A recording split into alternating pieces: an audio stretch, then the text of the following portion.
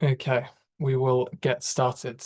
Good morning, everyone. Thank you for joining us for today's session. My name is James. I'm the marketing manager here at Tussell, and I'll be acting as chair for today's webinar. So, why have we gathered you all here today? Well, simply put, we know times are tough in the public sector market today. The economy is flatlining, public investment is restricted, and there is more competition out there than ever. Opportunities for growth in the public sector are out there. It's just harder than ever to actually capitalize on them. So, what can we do? Well, as is true with sales in any industry or market, the earlier you get ahead of an opportunity, the better position you're putting yourself in. This is also true, and perhaps even more true, in public sector sales. The earlier you hear and act upon a potential opportunity or tender, the better. But paradoxically, this isn't what lots of suppliers actually do. Instead, they wait and react to tenders on sites like Find a Tender, instead of proactively seeking to anticipate and shape them.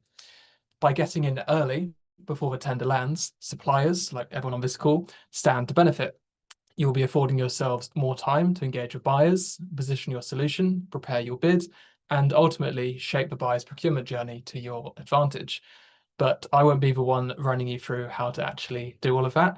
I'm joined today by Tussell's COO, Lloyd Johnson, a seasoned veteran of public sector procurement, if he doesn't mind me saying, who will, for the next 20 or 30 minutes, run you through how you can get ahead of tenders, build your pipeline, and position yourself to win. This session is in for a shortened 45 minutes. So like I said, the first 30 minutes or so will be Lloyd's presentation, and we'll aim to leave 15 or so minutes at the end for Q&A.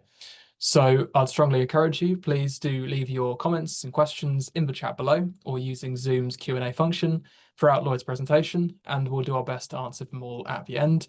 And if we don't, then we will, of course, follow up with you afterwards. And as a final reminder, this webinar is being recorded, and the recording plus the slides will be shared around with all registrants later this afternoon. So without further ado, I'll pass over to Lloyd. Lloyd. Thank you, James. Appreciated. And morning, everybody. Thank you so much for joining us this morning.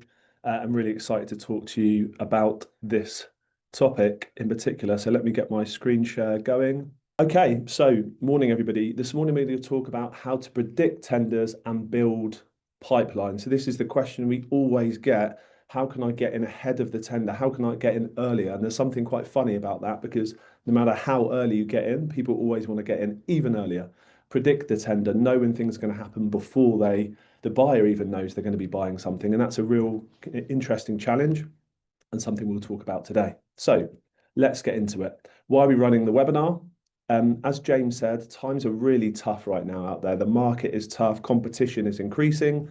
And while the public sector is a kind of relatively stable and growing environment, it is tough for people right now. We're hearing that a lot from the market. But getting in early can really help build your pipeline, giving you more sales opportunities, giving your teams more to go after. Next, just one quick slide. This is kind of the only real slide on Tussell. Why should you take anything we say today into account? Well, we'd like to consider ourselves as the market's trusted source for UK public procurement. That feels like quite slightly bragging and like quite a statement, but the reason we can say that is because we work with some of the government's biggest suppliers, the likes of Capita, AWS, Mighty, etc., as well as the government itself, who come to Tussell to find out about their own procurement activity and their own data. And finally, last year we had over 350 press citations in a single year in the mainstream press. If you think about what that means, that's almost a story a day, where Tussell's data is being trusted as the reference source for stories on public sector procurement. So that's something that we're really proud of. So hopefully that gives you some confidence that we know what we're talking about, but you'll be the judge of that by the end of this session. So that's enough about us. By the end of this session, what will you have learned? What are we going to cover? So first of all, why getting in pre-tender early before a tender is critical for a kind of business to government sales success. How you unearth early buying signals, what those signals are and where you find them. And then how to use those signals to build pipeline and shape the tender in a way which is the best fit for your organization. So as James said, in the webinar, there is a chat. Please put your questions in there throughout as they come up, and I will pick them up. I'll pick them up at the end of the session. So if there's anything that comes to mind as we go through, please just pop it into the chat. Okay, so what does a typical tender process, contract award, procurement process look like? Well, this is it, or at least this is what many people think it looks like. It starts with a tender. A buyer says, I want to buy X, Y, and Z. They put out a tender process. Suppliers have a period of time to respond. Then they decide who they want to work with and they award a contract. That is often what people think it looks like. And maybe it kind of looks a little bit similar to this for the most simple possible procurement ever, but it's rare that this is really the case. And even in this example, when the tender happens in March, in January and February, other things would have been happening for sure, even for a simple procurement. I was a procurement professional long before I worked for Tussell, and I can tell you it's very rare you really start with the tender process. There's work to be done before that, even for the simplest type of opportunity. So what does it really look like? So this is, again, an example timeline, but it talks about what the reality is around a proper procurement activity, particularly ones for higher value opportunities into the hundreds of thousands and millions. This is more of a typical process. So I'm going to talk you through this morning. So right at the beginning, demand emerges, something's happening which drives a need. All procurement that happens is driven by a business need, something that the organization needs, a problem to solve, something to buy. Then there's some analysis and market research. So the buyer and the organization as a whole try and educate themselves as to different ways that the market can help them solve that problem, or maybe how they can solve it internally. And then they go to develop a strategy. So how are they going to go about this? What is the approach they're going to take? I'll talk through all these steps in more detail shortly. And then the procurement planning happens. So this is more the nuts and bolts of the procedural type of things about how things happen. And then we go into more of the kind of classic process that you may be thinking of as a tender process. And some of you may be sitting on this call saying, well, wait a second, there is already early market engagement, there is PINs or plan notices, etc. And in the Procurement Act, you're right, there's more of this documentation than ever. There's more of a distinct kind of requirement or encouragement from public sector to get buyers to talk to the market early. But as this illustration depicts, that's typically a few months before the tender process happens. If you're lucky, on this it says March, maybe that happens in December the year before, but it's unlikely that engagement really happens into that pre-tender stage. And often, maybe I'm speaking out of turn saying this, sometimes buyers are simply going through the motions in that early market engagement and being seen to engage with the market. But even the ones that are doing that in the most open way, they would already have some preconceptions about who can do what in the market, who the best suppliers are. So if you're thinking you're getting in early enough by being in those early engagement conversations, it's better than not being in them. I'm not going to deny that, but it's not as good as getting in before. Okay, there's quite a lot of detail in there. Let me work through to the next part. So demand emerges. Where does it come from? Typically, if you're a client of Tussell, what we'd always say, particularly for services contracts, is that the point on the right-hand side, contracts expire. If they're renewing contracts, that's a good way to plan ahead. If you know a contract is going to end in a year's time, you can plan for that contract renewing and start to have those conversations. So we would always say to our clients, you should do that.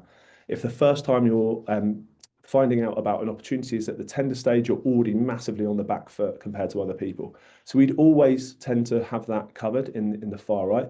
But today I'm going to cover off some of the other points in terms of how this is driven. So manifesto and policy commitments, a council comes out and says, we are going to hit this metric, or we're going to really try and improve the homelessness situation. We're going to go and do something about a problem.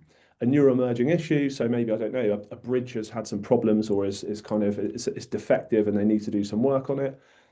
Innovation, so maybe a new senior leader comes into the business and they're really keen on innovating and bringing new ideas in. So these are some of the reasons that demand may come about for new procurement activities. Now into analysis and market research. This is where the thinking goes on and all of the research. So teams will discuss internally, what do we know about this category and this topic area. They will sometimes speak to other contracting authorities to learn how they're dealing with it. And they'll start to define their requirements, start to write their specifications. And then market research comes into it. So these four steps are not linear. lots of this is happening kind of all at once, or all four of these are happening in parallel, but they're starting to figure out how they might solve the problem. Then they go into developing a strategy. So how are they actually going to solve this problem? They start thinking about the business cases and the cost that they've got allocated to solving this problem, how much they can spend on it. In-house versus outsourcing, they might decide to clean their own buildings rather than award that to a contractor. And then they're thinking about things like the contract they'll use, the pricing structure, etc., as well as aligning it with the goals and objectives of the organization more broadly. It's got one eye on time. And then we get into planning the procurement. This is where the more procedural stuff happens towards the kind of end of the process before the tender starts. So the award criteria, the procedure type that's used, if they're going to use a framework or not, and of course aligning with PPNs and government's kind of direction in terms of procurement overall. So you just get a flavour from those steps, just how much thinking happens beforehand. And someone who's been in procurement and gone through this process myself, for those complex procurements, it really can take months and years before where you're having those thoughts internally and thinking about what the right solution might be to those problems. Okay, so what? Why am I telling you this? Well, the pre-tender stage can be long and it can be arduous. Why does that matter? Because actually procurement people want help in solving their problems. They don't want to do it alone. And I would argue if you're good at your job in procurement, you understand that you have to work with the market to figure out the best solution. Simply doing what you did last time or what you've always done is not a great option. And the pre-tender stage is when all the important decisions are really made. People's mindset is kind of starts to become fixed. The way they're thinking about solving the problem starts to become crystallized. Really, that's when you want to be influencing people. And as we've said before, and you'll hear many times from Tussell, if you're starting with the tender, you're really missing out. You're on the back foot. You're missing out on that critical phase of conversation. Okay, so what am I encouraging you to do today? Start on the left, not on the right. And if you're starting in this kind of purple area here with early market engagement in March, in this example, that's much better than starting here in the tender stage, of course, but really you want to be starting as early as possible in this stage as you can. So how do you actually do that? Well, buyers give out buying signals in this early stage. They are kind of giving signals to the market that they're in this mode of thinking. So where do these signals actually come from? And how do you find those buying signals? So we're going to walk you through a few examples just quickly now. So here's something from some meeting minutes. This is talking about extending a contract with Civica for a license for a housing management IT system for 2 years until July 2026. Okay, July 2026 feels like, that's almost a year away. Are you locked out for that period? I wouldn't think about it as being locked out. The most mature suppliers to the market don't think, oh, great, I can't sell anything for, until July 2026. They're getting ready to plan. They're already in capture mode, thinking about how to win that opportunity. And this extension is merely to allow sufficient time to complete a procurement and implement a replacement system. So there's a signal there that they're looking to change. Something needs to happen for them to change. There's a reason for that. So that's the thread to pull on. Another quick example. Here within this report from Birmingham City Council, it says they're seeking to secure a specialist contractor to provide CCTV equipment, cabling, fibre optic link as part of one package. Now, there's not a lot of words in this, but for someone who's done this from a procurement perspective, there is a lot of insight here that I read. I'll just point out a few things. Specialist contractor, that's telling me, think about the idea being crystallized already, that they're already thinking about using a specialist, not a generalist. And they also use the term one package. Well, why is it one package? Surely you can buy CCTV, cabling, fibre optics separately from separate suppliers, but they are signaling early that their mind is being influenced. So if you want to influence them the other way, to not bundle this and buy it separately, this is the time to do it while they're in that thinking mode. Hopefully that makes sense. But again, if any of this isn't clear, drop those questions in the chat and I'll deal with them at the end. Okay, so what's the so what here? So buyers are always hinting about future procurements. They're always thinking about what comes next and how to solve these problems. You just need to know where to look. And you can use these signals to as triggers to engage and influence the buyers as part of the process. So this is what I'm going to jump in very quickly and make sure this screen share works as it should. Let me just stop sharing now. I'm just going to jump into Tussell right now, into our new early opportunities feature and data set that we have in Tussell. So this feature is taking all of those early signals that are coming through unstructured documents like meeting minutes and reports, etc., and it's building them into a structured database. And it does this using AI to find the early opportunity, and it's then human verified. That means a human ensures that this is a kind of true opportunity, that it goes into a sensible category, and then it's something that the AI hasn't made a mistake on, or kind of, there's not a hallucination happening, etc. So this brings up the data we've got. We've already got nearly 2,000 early opportunities in here, and we've only been running this data for about 6 weeks or so. So it gives you a sense of just how much of this is going on. So let's work through a couple of examples. I'll go to IT and digital, which is one of the categories we've got here, and update the results. So what can we see in these opportunities? Okay, so here we're talking about short-term contractual extensions for telecare monitoring and out-of-hours call answering in light of a national digital switchover by January 2027 in order to provide time for a fuller competitive tender process. So this is telling me a few things. What is the national digital switchover? If I don't know that, I need to understand it. It's something to talk to the buyer about. I know there's this further competitive tender process going on at the moment. There's lots of things here to start a conversation, and that's what this is about. It's about starting a conversation with a buyer nice and early so that you can start that early engagement in the process. Jump down to the next one. This one's a bit more kind of simplified or explicit. 300K to be spent on mobile devices, Citrix, CCTV, cloud-based upgrades. A great insight that something's happening early on and that there's budget available to do this. And finally, I'll use this third example. The trust, West London NHS Trust in this case, aims to upgrade its BMS, its building management system, by March 2027. That's quite far in the future. It's part of its green plan.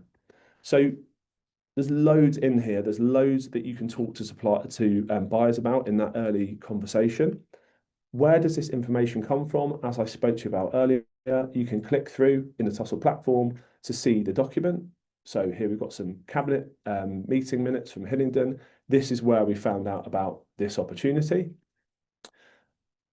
What do we know about Hillingdon? We can go and have a look and understand who they are as a buyer and what the key bits of information are. So this gives you a sense of what the main frameworks are they're using, their spend data, the suppliers they work with, and that gives you an overview of them. So having more context on them is really important. And then you can also, this is where the conversation piece happening, you can also jump over to find key decision makers in our platform, connect with them directly on LinkedIn, or email or phone them to start those conversations. So again, Tussell's linking up the key decision makers who are making the decisions about these early opportunities that are flagged in the system. So hopefully that makes sense. As I say, this is launching on Thursday and there's more and more opportunities coming in every single day. So of course you can do this manually. There's nothing stopping you going to Chorley Borough Council's website, trying to find out where those documents are, searching them manually, or maybe using some AI to help you. But having gone through the process extensively ourselves, it's not as simple as it seems, and you're having that human verified check on top, as well as a kind of database of these opportunities, which is being kept up to date by Tussell on a regular basis. So let me just stop my screen share a second and jump back to my slides. A quick disclaimer, something people worry about, is this legal? Is it legal? I think this is something people worry about, the strictness of the public sector procurement process. Yes, absolutely, it's legal. You can do it. It's normal that buyers and suppliers talk about solutions in the market and they're influencing each other. This is not something bad. If you're working with a public sector buyer and you're helping them find the right solution for them, that's a good use of taxpayers' money, avoiding them doing the wrong things and the same old things they've done before, that's actually what public sector wants. And in the Procurement Act, through all of these new notices that are encouraging early engagement, the purple bit I spoke about before, that's the government's attempt at actually kind of encouraging these conversations, but they can happen even earlier. The same kind of rules apply as when a tender process, a formal tender process has started. That's not when you should be having these conversations. That's when you should follow it through the correct process. But before that, absolutely, it's legal and you can do it. So in terms of building better relationships, what can you use that longer lead time to do? Lots of more kind of mature organizations call this part of the process capture. So if there's bidding or selling, this earlier stage is called capture, kind of understanding and capturing the opportunity. So finding out things like where has the demand come from? Who are the key decision makers? We've just shown you how you do that from a data perspective. How well do they actually understand the market? Do they understand the solutions that are available? Do they understand the players in the market? And of course, timelines. And how do you do this? This all feels great as a concept, but how do you actually go about having these conversations? Well, this is a time you can arrange informal discussions, demos, product presentations with people, using that early opportunity as a reason to get in touch, showing that you're in the know, showing that you care about the problems that they're trying to solve. Of course, you can meet people at industry events, roundtables, conferences. If you know that these people are attending, you can speak to them then. And marketing and educating via white papers, briefings, and so on. It's amazing how much people who use Tussell as well are finding that the marketing angle is really important. How do you influence people ahead of a time about the solutions that are available through marketing, through outreach, through education? And I go back to walking into the Westminster tube station, and there's a huge banner there. I think it's from BAE Systems or somebody like that. And everybody who's coming out of that MOD building is coming down those stairs and seeing the huge banner. They are continually in kind of education mode and branding and helping with that before it's even happened. These are long lead time projects, often in the MOD, and they're kind of almost doing that always. So it's making sure that your market is aware of who you are. Okay, so how can you help educate the buyer? Believe me, having been in that procurement role, we need that education as buyers. We need to understand what the market can do. So what solutions are out there? What isn't possible? I don't want to put out a tender which is just unworkable or stupid, or at least I shouldn't. What frameworks are available to use? This is massive. If you're already on a framework and there's a framework that can be used, you can encourage a buyer to avoid a full procurement process and buy from you. And of course, why your service is a good solution to their problem. Lots of people can say, oh, I've got this, I've got this. They can offer different solutions. But why is your solution really a great fit for their problem? All procurement starts with a need. All buying starts with a need. Why is your solution the right thing to solve their problem? Okay, so the buying journey. There are lots of different ways buyers can buy. Most people in the public sector think about the one on the left, which is your classic tender process. Put out a tender on the likes of Find a Tender Service, FTS, on Contracts Finder, on Proactis, etc. We've got all of those coming into Tussell, of course. That's the kind of bare kind of minimum standard process. That's how people think about procurement happening in its normal sense in the public sector. But there are loads of ways that buyers can buy and lots of routes to market. They can call off via a framework agreement, as I've mentioned before. They don't have to do a new tender process each time. They can use, modify, or extend an existing contract. So if it's something simple that they're buying, you may get in touch with that buyer and simply say, there's already a contract for this. I've already got the contract with that council. You should just buy it through that. Why are you looking for another solution? Or actually, it looks like you're wanting to buy this. If we just extended our existing deal, you could buy it through those means, etc., etc. And then, of course, direct awards. I'm often surprised at this, and people look at it. We had one that we were looking at internally the other day because it was something kind of not kind of competitive to Tussell, but something kind of similar that I'd seen that was a contract award. It was worth £50,000, and the buyer had simply directly awarded that to the supplier. There wasn't a tender process. It's under the threshold that they need to do a fully fledged tender process. So they still need to publish the contract award saying they've awarded that contract, but they don't need to do the full fat procurement all the time and go through a full formal tender process. So if you're selling something which is relatively low cost in the grand scheme of things, you could simply reach out to the buyer, convince them that you're the right solution, and they can just award it to you. And if it's over, there's different thresholds for this throughout public sector, but if it's over, say, £10,000, they might need to publish that award of that contract as a notice and tell the world it's happened, but they wouldn't necessarily need to do a tender. So there are lots of ways you can influence buyers to buy, essentially. So as a seller, how do you set up your team for success? Of course, it's all about focusing on high intent accounts. Who is looking to buy? Who is giving out buying signals? And how do you get your team focused on those?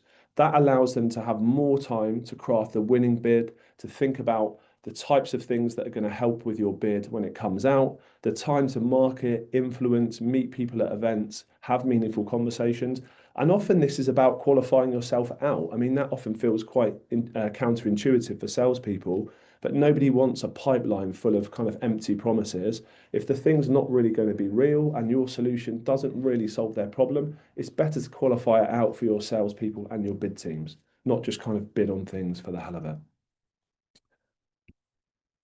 So this is what kind of best practice might look like versus not so good. So at the bottom would be scrambling around at the last minute, bidding on something just when the tender comes out. At the top, you've understood the buyer's needs well in advance. You've helped shape their thinking. Why should you buy in this way? Why is it this type of solution instead of that? Why should the contract be this sort of thing? Why should the pricing mechanism work like that? There's so much you can influence in those conversations, and it gives you plenty of time to craft bids. I know myself, there's so many bid teams that get frustrated because they get thrown things at the last minute. They haven't had time to think about whether this is something which is really the right fit, get the documentation and the evidence ready for what will be a brilliant bid. So if you do all of that, you will be well positioned to win that opportunity. Okay, I think we're coming towards the end of my slides. So what should you do now? So if you're not already using pre-tender bid intel, this is really about educating your team about why it's important. If they've always been doing things the old way, which is waiting for a tender to come out and just simply bidding on it, we can promise you from the work that we do with some of the leading suppliers, that is absolutely not best practice. That is not how you're going to succeed to your maximum potential. So build that pre-tender research, whether you're using a tool like Tussell's Early Opportunities or you're doing it yourself. Build time for that pre-tender research. Do it right. Take the time to do it right, understand it properly, and build that into your lead gen and qualification processes. And then, of course, upskilling your team on how to effectively network, reaching those key decision makers, finding ways to have meaningful conversations with them. And if you are already using pre-tender intel, ask yourself, are you using it to its full potential? Are you covering all of the relevant data sources, things like that are covered in early opportunities like central government, local government, NHS trusts, etc., all of the different documentation that they put out, are you covering all of that? And reflect on your current outreach, what isn't working, the techniques that you're using.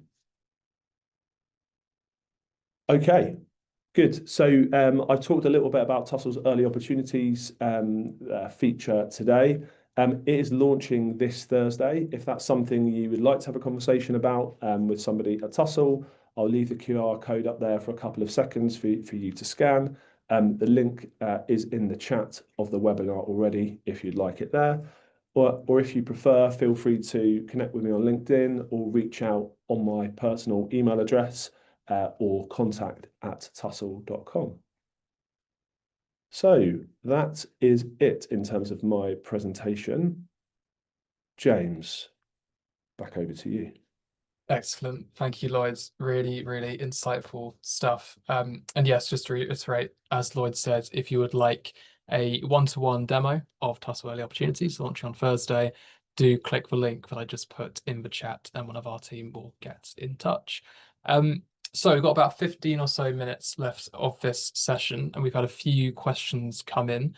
If anyone in the chat does have a question that wasn't answered during Lloyd's presentation, please do leave it in the Q&A now or in the chat. But let's start with a question from Brad, who asks, where is Tussell pulling these reports for data from in the public domain? Yeah, great question. So these are coming from, like I said, central government, local government and NHS trusts are the areas that we cover. So we're pulling that information from their websites, from the information that they put out on things like policy documents, meeting minutes, strategy papers, kind of any of those structured documents that are out there, and we're pulling that unstructured documentation into the system. We're using AI to kind of understand and analyze it, and then we're human verifying each of those opportunities before they go into the Tussell database for analysis. So yeah, they're being pulled from public sources, but really the work is in making sure that the insights that are being pulled out are relevant, that they fit into a proper category, and they are human verified. Excellent, good stuff. I'll quickly just answer Jonathan's question. Yes, the recording to this webinar will be shared with everyone afterwards. Next question. In your experience, once we get to these early buying signals, in order to reach the right people in the organization to have this conversation, would you recommend using your existing, often less senior contacts to request warm introductions to more senior people, or would you say it's more beneficial to go direct to the senior people who you may be approaching cold? Oh, that's a really, really good question. I think there is a little bit of horses for courses and experimentation needed, I think, to answer that question. I don't think it's for me, it's more doing it or trying it is better than not doing it at all, is the first point, of course, whether you go for a bottom-up approach or top-down. I guess if I was going to give you my perspective, I think things like the urgency, how quickly does it need to happen? How urgent and of an emergency does it feel for that organisation? I think the more urgent, the more kind of strategic in nature it feels, I would probably recommend going more for the senior people who are going to have it kind of they're really focused on that as a topic. If it's something more day to day, we talked about, there's some opportunities about, I don't know, maybe it's a CCTV package that needs to be changed or something, then I would probably recommend more on the junior level, because it may not have even kind of made it onto the radar of those more senior people. I think it really depends on those factors, but I would certainly experiment with both, and there's no harm in doing, reaching out to different levels at different times. Trying to just go for everyone at once and just kind of spamming them all, of course, that's not best practice. Having something important and meaningful to say that reflects the role of the person that you're talking to is what I'd recommend. So do your research, have a think about putting yourself in their shoes and the things that they're struggling with, and try both with different timings. Question from Yogi. How does Tussell help identify the key decision makers behind early opportunities? Yeah, really good question. The data we have on key decision makers is GDPR compliant data that we get from third parties. And we're basically pulling that in together. So the way that the integration works within early opportunities is when you click through on a link, we're pulling through all of those key decision makers against that buyer, and then you can filter based on the type of role. So we were looking at IT and digital opportunities. There's different filters within the key decision maker data set, which will allow you to get focused onto the correct people that are there. And sometimes the kind of names of the individuals may be in those documents directly that you can look at as well. So that's the way that you could do it. Question from me. Why don't more suppliers use this sort of intelligence in their day-to-day? So you obviously just run through the value of it and where you can access it. But for a lot of suppliers, this doesn't figure into their kind of go-to-market, your lead gen process. So why don't more suppliers use this kind of intelligence? Yeah, I think good question, James. I think some of it's just time pressure. I think it's as simple as that. There are lots of people I speak to who realise that it would be a good thing to do, but actually to have the time to go out and research it properly to make sure you're looking in the right places. I think a lot of it is simply time. And then maybe some of it is feeling like it's enough to go at the tender stage, or if I'm being even more generous than that, or less generous, I don't know which way around that is, but in the early market engagement part, if they're getting involved in early market engagement and the buyer's saying, okay, well, this is your opportunity to engage with me, perhaps they think that's enough, or more likely that's kind of all they've got time for. So a lot of it is just having the time, but I would argue the time is better spent if you can get your hands on something like Tussell and use use that insight to get in early, the time is better spent having those conversations than spending lots of time in those later processes when decisions may already start to have been crystallized or maybe made in the buyer's mind. Bit of a tricky question here. What happens when your product is niche and it's not always easy to find with keywords or it's hidden within other opportunities? Yeah, that is tough. I think it's what I would advocate for in that case. In Tussell, you have lots of different types of data. You've got spend data, contract award data, tender data, and now this early opportunity data as well. For niche areas, I would be looking at a combination of data sets to try and find those opportunities. So is it somebody who's buying through a partner that you know that you partner with? Is it somebody who's buying a similar service that your service is a kind of challenger service or a competitive service line for? So looking for similar types of services and having the conversation which says, okay, well, I know you currently do your building inspections manually with humans, and actually we can do them with drones. Have you ever thought about that? So if you sit around and wait for drone building services, contracts and tenders to land, you're probably going to be waiting a long time. You need to get in and find the traditional way of doing things or the less niche way of doing it and start to build up and educate. When I was talking about those white papers and that education stuff earlier, that's really where the work has to be put in as a niche provider. And again, think about partnerships, think about other suppliers you could get in with, who you could work as a subcontractor to build up both your experience in the public sector and the buyer's knowledge of your service lines. So that would be my recommendation. Excellent. Question from Sarah. How much will the early opportunities feature cost to use? Is it a blanket cost or does the cost vary depending on how extensively you use it? No, it's a fixed cost, yeah, which the team will go through on the demo with you, and it works as an annual subscription in the same way that everything else does within the Tussell platform. Once you get access to the platform, it is one cost for everybody who has a seat in the Tussell platform to use. So that's the way that the pricing works.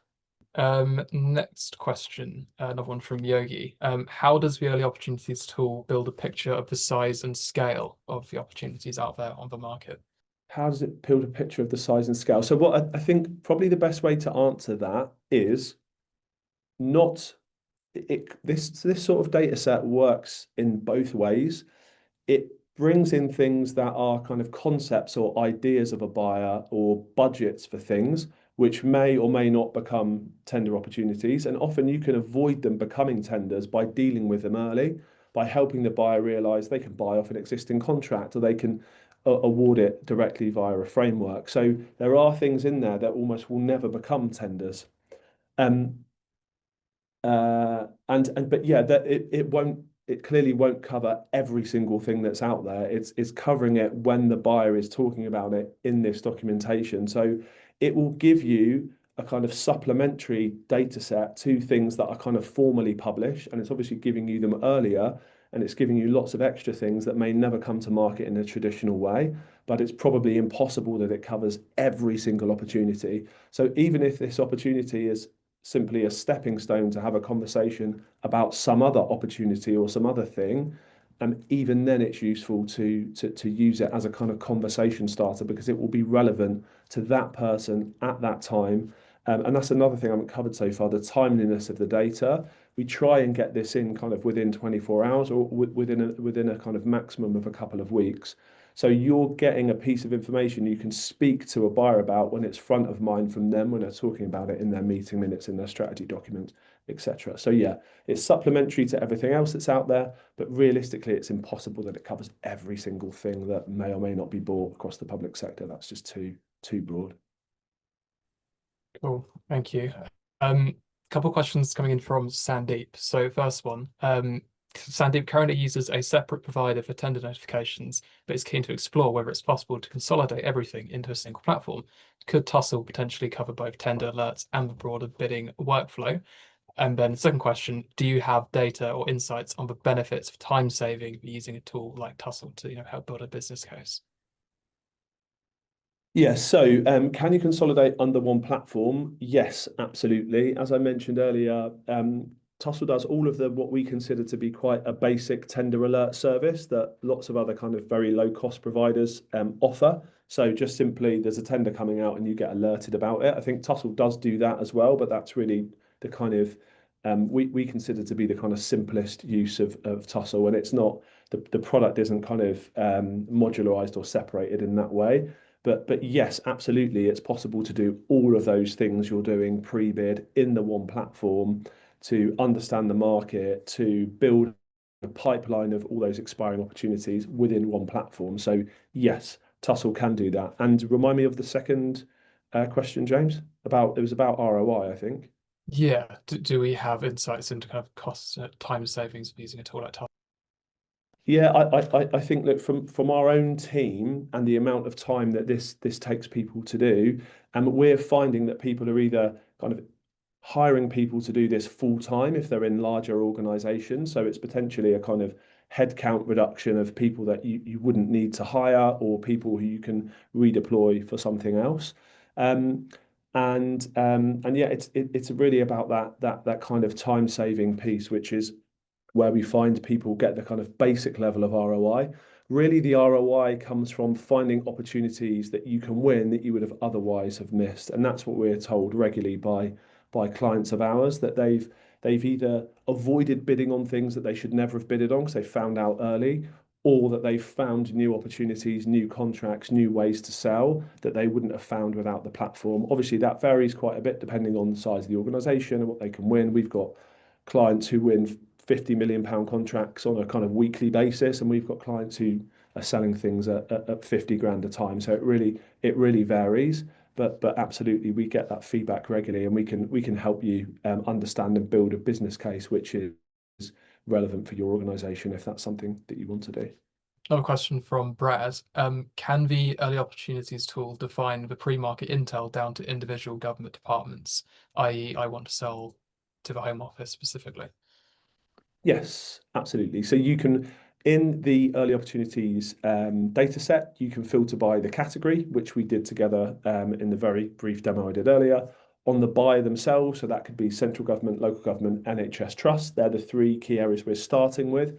We will build this out into things like universities, police forces, etc. in time, but this is what we're starting with. But you can then filter down into individual buyers or buyer locations. If you've got a territory which is, say, the Northwest or something like that, you can set that up. And you can also filter by date, so you've got the most relevant opportunities straight away.